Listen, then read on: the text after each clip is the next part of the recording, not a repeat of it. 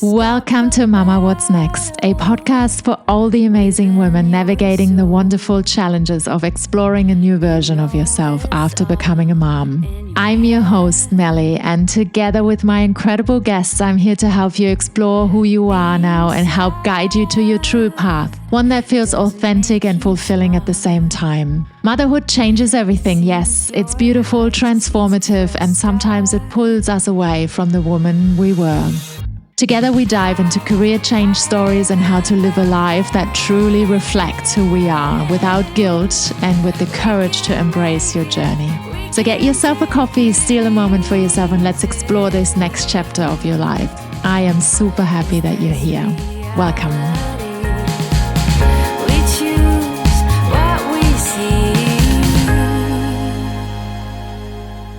Hello and welcome to Mama What's Next with a new episode.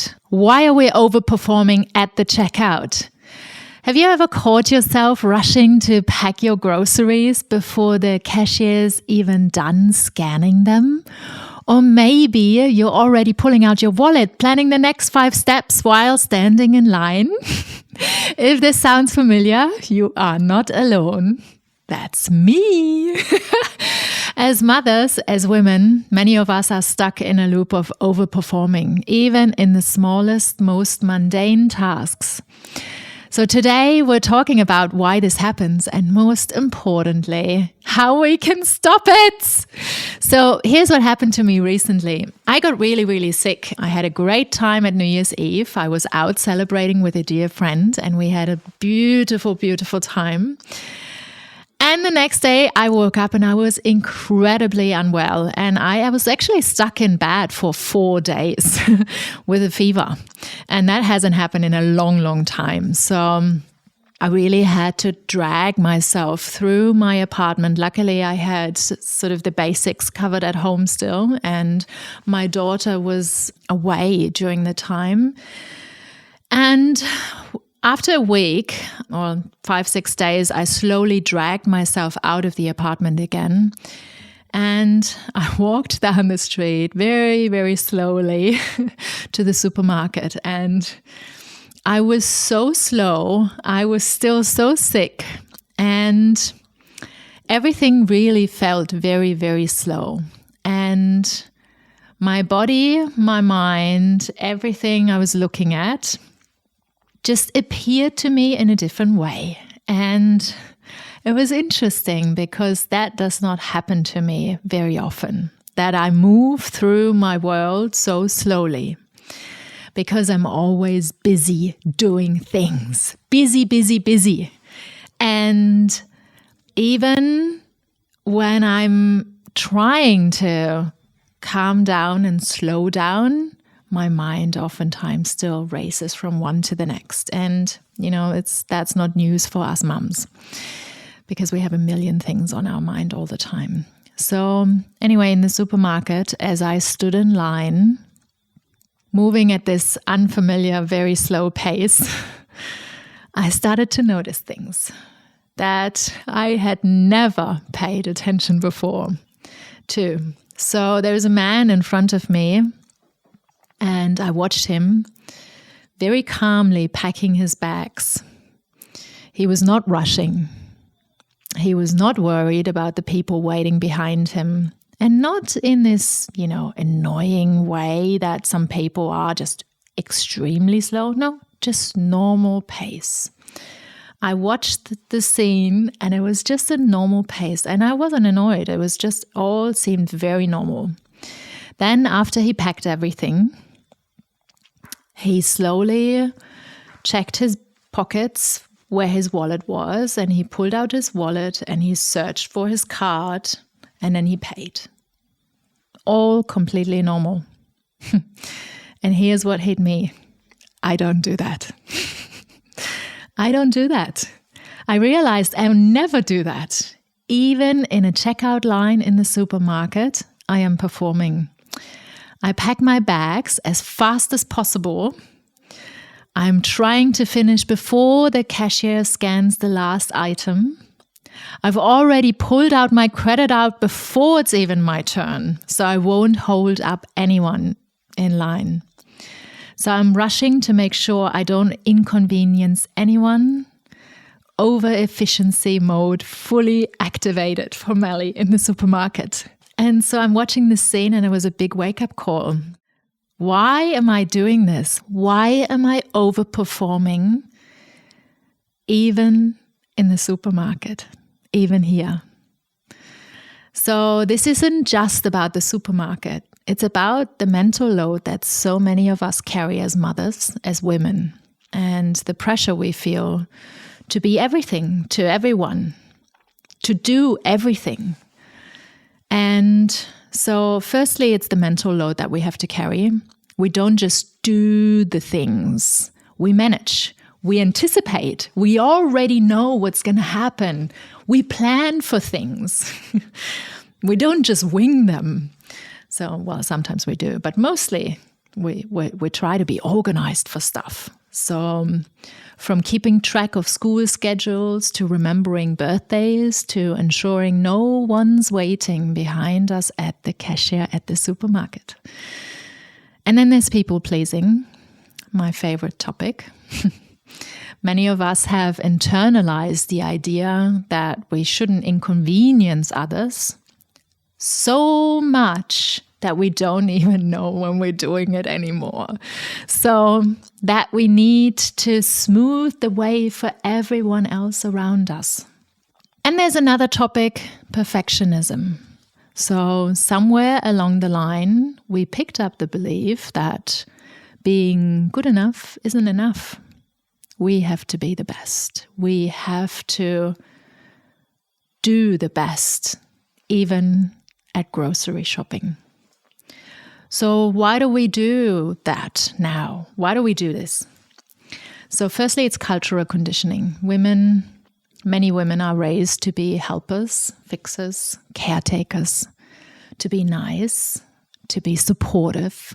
You know, you remember your family life, I remember mine, and that's the picture I have in my mind of my mother, you know, taking care of all of us. And we're taught to prioritize others' needs over our own.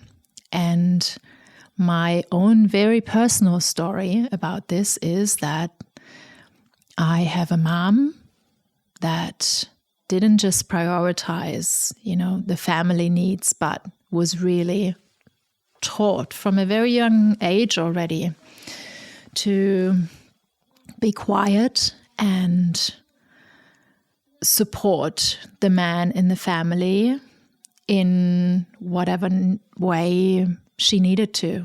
And this is, you know, an image that I have grown up with.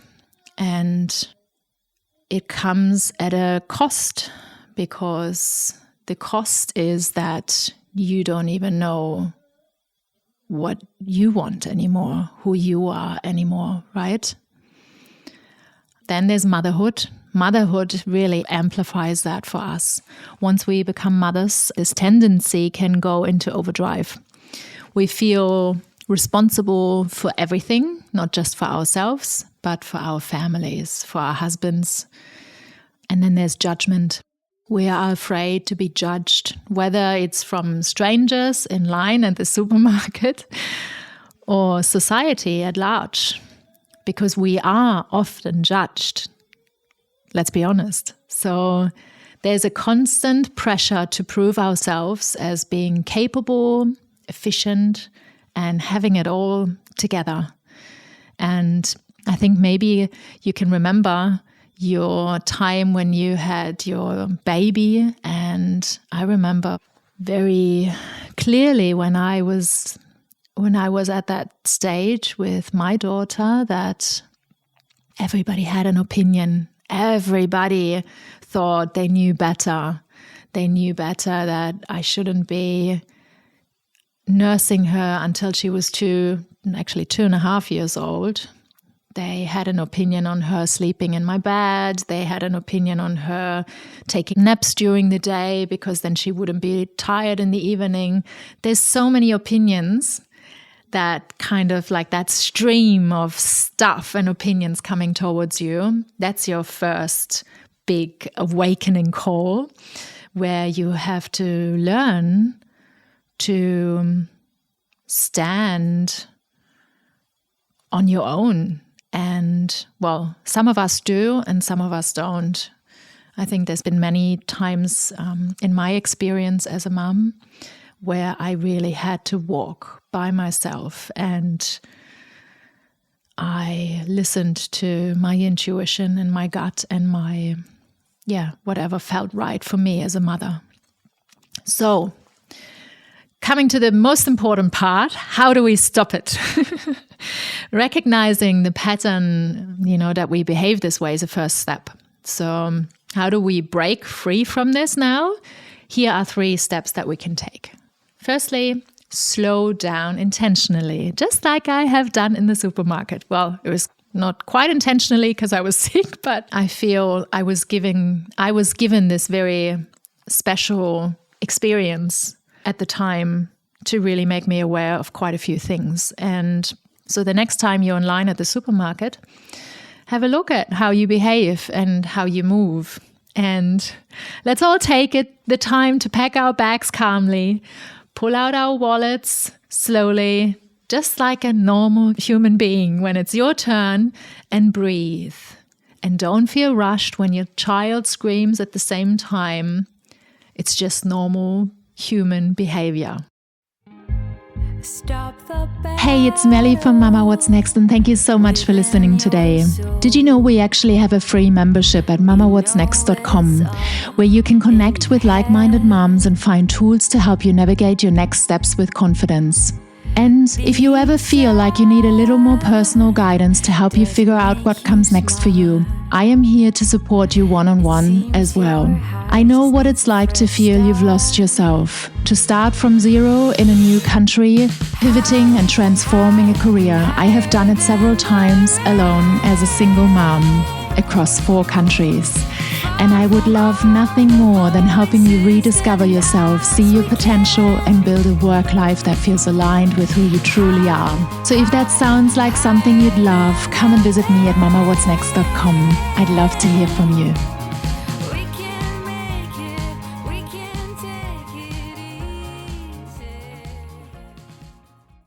So let's start to notice how it feels when we're not rushing. Then we reframe how we think about it.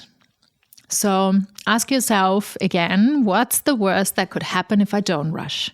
Will the world end now if I actually walk a little bit slowly? Likely it will not. So you might be rushing to school to pick up your child, and is it going to be the biggest drama in the world if you're actually 5 minutes late? Very likely not, because there'll be other kids standing there still waiting for their parents. So start letting go of the pressure to perform and to be perfect for everyone all the time. And let's focus on what you need in that very moment, because really this constant pressure that we're putting on ourselves to perform all the time, it's not healthy for us. And the third would be setting boundaries with yourself. So that's another big topic for me, setting boundaries with others and with myself. But it's important to give yourself permission to let some things slide. Not everything has to be done perfectly or efficiently. Being German, that can be a challenge.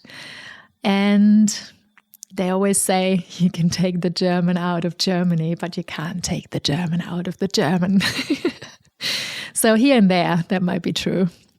So practice saying no to your inner voice that's starting to tell you, rush, be quicker, hurry up, just one more thing. Just start to tell yourself, it's okay. I don't have to do this now. It's okay to not do that now. So here's what I realized that day in the supermarket. I deserve to exist at a normal pace, without the feeling, the need to prove my worth all the time through my performance. And so do you. We deserve to just take our time When we let go of the pressure, we actually open up a space to breathe, to rest, to rediscover ourselves and to discover our environment, just like I did that day in the supermarket, and who we are outside of the roles that we play. And that is so important in order to reconnect with ourselves. So the next time you catch yourself overperforming, whether it's at the checkout line or at work, in your career, at home, just stop and ask yourself, why am I doing this? Who am I doing this for now? And then maybe let it go.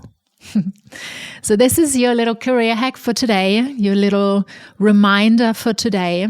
And I hope it was helpful, because it was certainly very, very helpful for me. And if you know a friend who needs to hear this story, please share away.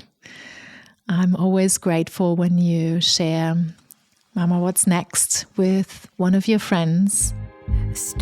All right, hello, and I'm so grateful you were here today, tuning in and showing up for yourself. If you love this episode, can I ask for a quick high five?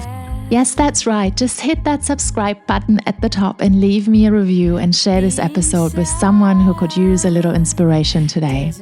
Your support really means the world. Let's also give ourselves a big hug for showing up, being honest and supporting each other on this incredible journey. Don't forget to check the show notes for links to connect with me on Instagram and LinkedIn. I'd really love to keep in touch. Until next time, keep being the incredible real you that the world needs. I'll see you back here soon. Bye.